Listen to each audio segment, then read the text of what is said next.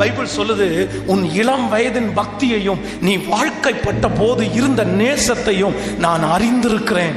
மகன் 29 வயசு 28 வயசுக்குள்ள நீ ஆண்டவருடைய சமூகத்துல எவ்வளவு பக்தியா இருக்குதோ அதுதாங்க உன் எதிர்காலத்தினுடைய கிரீடம், அதுதான் எதிர்காலத்தினுடைய வெற்றி.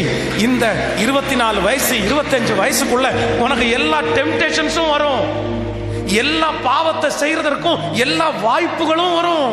எல்லாமே வரும்போதும் ஆண்டவரை முன்னாடி வச்சு நான் இதை எதையுமே செய்ய மாட்டேன்னு யோசேப்பு மாதிரி யாரெல்லாம் விட்டுட்டு ஓடுறாங்களோ அவங்க மட்டும்தான் எதிர்காலத்தில் பிரைட்டா அநேக ஜனங்களுக்கு முன்பாக நிற்க முடியுன்றத நீங்க மறந்துடவே கூடாது, மறந்துடவே கூடாது.